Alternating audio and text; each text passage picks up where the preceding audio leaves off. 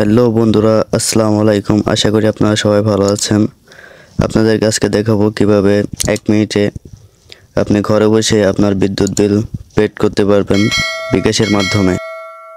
তো বন্ধুরা, আপনাদের ফোনে থাকা বিকাশ অ্যাপটিকে লগ ইন করবেন। তারপর আপনারা স্ক্রিনে দেখতে পারতেছেন পে বিল। তো সিম্পলি পে বিলের উপর ক্লিক করবেন। তারপর আপনারা দেখতে পারতেছেন বন্ধুরা সবার উপরে বিদ্যুৎ। তো বিদ্যুতের উপর ক্লিক করবেন। তো বন্ধুরা দেখতে পারতেছেন পল্লী বিদ্যুৎ প্রিপেড আর নিচে আছে পল্লী বিদ্যুৎ পোস্টপেড। তো আপনারা দেখতেছেন পোস্টপেডের উপর ক্লিক করবেন। তারপর এখানে দেখতেছেন নভেম্বর মাস আছে, আমার হচ্ছে নভেম্বর মাসের বিলটা দিতে হবে। তো আপনাদের যে মাসের বিল দেবেন সেই মাসের বিলটা দিবেন। তো বন্ধুরা নিচে দেখতেছেন SMS অ্যাকাউন্ট নাম্বার দিন। এটা হচ্ছে আপনাদের বিদ্যুৎ বিল কাগজের উপরে গ্রাহক অথবা হিসাব নং লেখা আছে, ওই নাম্বারটা এখানে বসিয়ে দিবেন। তো বন্ধুরা আমি আমারটা বসিয়ে দিচ্ছি। তো বন্ধুরা আপনারা আপনাদের বিদ্যুৎ বিল কাগজে যে নাম্বারটা আছে ওই নাম্বারটা বসিয়ে দেবেন। বসিয়ে দেওয়ার পরে নিচে দেখতে পারতেছেন পে বিল করতে এগিয়ে যান।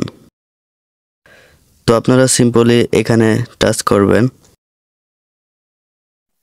তো নাম্বারটা বসানোর পরে দেখতে পারতেছেন আমার এখানে যত টাকা বকেয়া ছিল বিদ্যুৎ বিল, আমার মোট 1123 টাকা বকেয়া ছিল, ওইটা সরাসরি চলে আসছে।